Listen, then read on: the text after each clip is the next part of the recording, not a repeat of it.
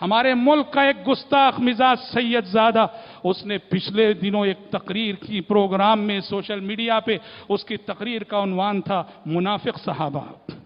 تقریر کا عنوان تھا منافق صحابہ قرآن کی روشنی میں۔ یہ قرآن پہ بہتان ہے، یہ صحابہ پہ بہتان ہے۔ منافق صحابہ، جو منافق ہو وہ صحابی نہیں ہو سکتا، جو صحابی ہو وہ منافق نہیں ہو سکتا۔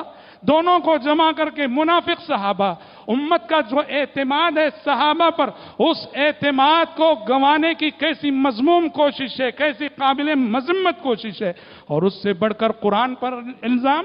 منافق صحابہ قرآن کی روشنی میں، قرآن نے منافقوں کا تذکرہ ضرور کیا ہے، دسیوں آیتوں میں کیا ہے، سینکڑوں آیتوں میں کیا ہے، لیکن قرآن نے کبھی ان منافقین کو اصحاب رسول نہیں کہا، صحابہ رسول نہیں کہا۔ یہ عنوان منافق صحابہ، یہ بہت بڑی گستاخی ہے حضرات صحابہ کرام رضوان اللہ علیہ مجمعین کے حق میں۔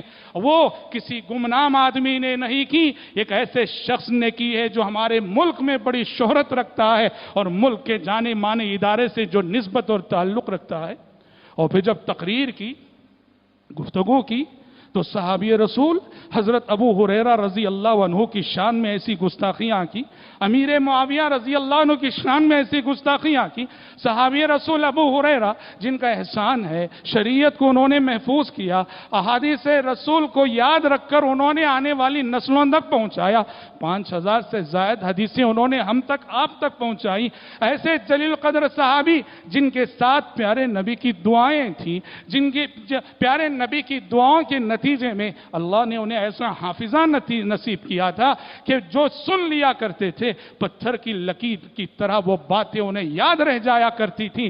ایسے جلیل قدر صحابی ابو ہریرہ رضی اللہ عنہ جن کے حافظے کو صحابہ نے تسلیم کیا، جن کی یادداشت کو تابعین نے تسلیم کیا، ایسے صحابی کی شان میں یہ شخص گستاخیاں کرتا ہے، کہتا ہے کہ بنو امیہ کے دباؤ میں آ کر انہوں نے حدیثیں چھپائیں، حدیثیں انہوں نے بتائی نہیں۔ آج کے جو ملا مولوی ہیں جو بنی امیہ کے حاضر باش اور ان کے سرکاری مولوی بن گئے یا ان سے دباؤ میں رہے، جن میں سب سے بڑے مشہور صحابی اور جن کی 5000 حدیثیں ابو ہریرہ، ان کا حال یہ ہے کہ آدھی حدیثیں انہوں نے گول کر دی۔ نعوذ باللہ، نسأل اللہ السلامت والعافیہ۔ احادیث کو صحیح طور سمجھنا ضروری ہوتا ہے، احادیث کو صحیح طور سمجھانا ضروری ہوتا ہے، دور اندیشی سے دیکھنا ضروری ہوتا ہے۔ بعض اوقات کچھ باتیں ایسی ہوتی ہیں خود پیارے نبی نے چھپانے کی تلقین کی۔ جب حضرت معاذ سے آپ نے وہ حدیث فرمائی کہ جو توحید کا قائل ہو وہ جنتی ہے، جو توحید کا قائل ہے وہ جنتی ہے، جو لا الہ الا اللہ پہ مرے وہ جنتی ہے۔ حضرت معاذ نے کہا اے اللہ کے نبی، کیا میں خوشخبری نہ سنا دوں لوگوں کو؟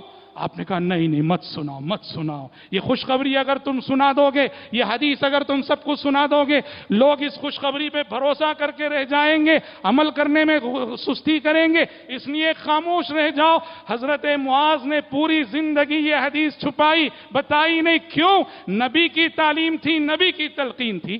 حضرت ابو ہریرہ نے بھی ایسے ہی فتنوں سے تعلق رکھنے والی چند ایک احادیث کے سلسلے میں یہی رویہ اپنایا اور اس کو ایسے پیش کرنا کہ بنو امیہ کا ظلم تھا، بنو امیہ کا طعنہ تھا، بنو امیہ کا دباؤ تھا، جس کی وجہ سے نعوذ باللہ جیسے صحابی رسول ابو ہریرہ رضی اللہ عنہ نے خیانت کی۔ نسأل اللہ السلامت والعافیہ۔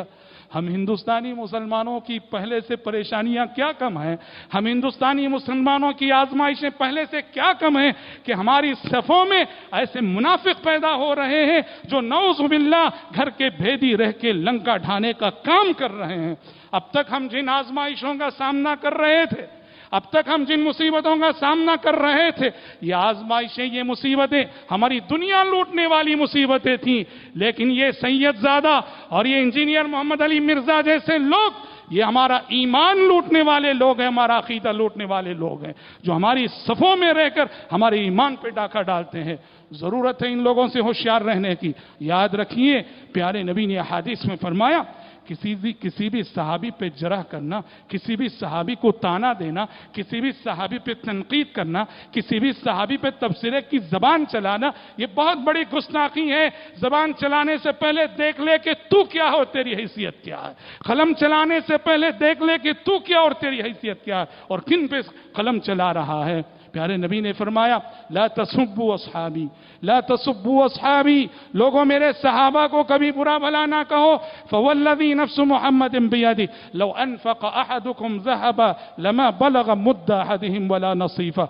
तुम में से कोई भी शख्स उहद पहाड़ के बराबर सोना भी अल्लाह के रास्ते में खर्च कर ले, मेरे सहाबा ने मेरे साथ रहते हुए आधा मुद्द जौ का जो सदका किया है, तुम उहद पहाड़ के बराबर सोना खर्च करके भी मेरे सहाबा के आधे मुद्द के जौ के सदके के सवाब को नहीं पहुंच पाते।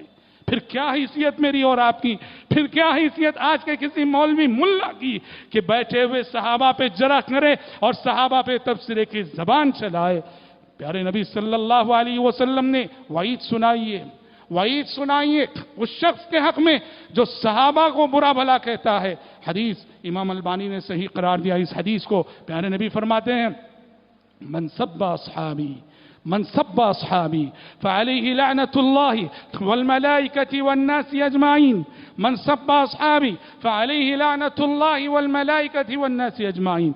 जो मेरे सहाबा को गाली दे, जो मेरे सहाबा को बुरा भला कहे, उस शख्स पे अल्लाह की लानत है, फरिश्तों की लानत है, सारे लोगों की लानत है। सहाबा पे जरह करने वाला, सहाबा पे तनकीद करने वाला, सहाबा की तनकीद करने वाला, वो दरअसल इन लानतों की ज़द पे खुद को जो है लाता है। हजरत अबू ज़ुरआ रहमतुल्लाह अलैह फरमाया करते थे, इज़ा रअयत अर्रजुल यंतक़िसु अहदन मिन अस्हाबि रसूलिल्लाहि सल्लल्लाहु अलैहि वसल्लम फ़अलम अन्नहु ज़िंदीक़।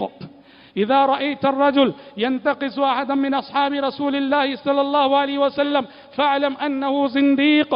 जब देखो कि कोई शख्स सहाबा की तनकीस कर रहा है, किसी एक सहाबी की जरा कर रहा है, तो जान लो कि वो जिंदीक है और बेदीन है। ऐसे लोगों से दीन नहीं लिया जाता।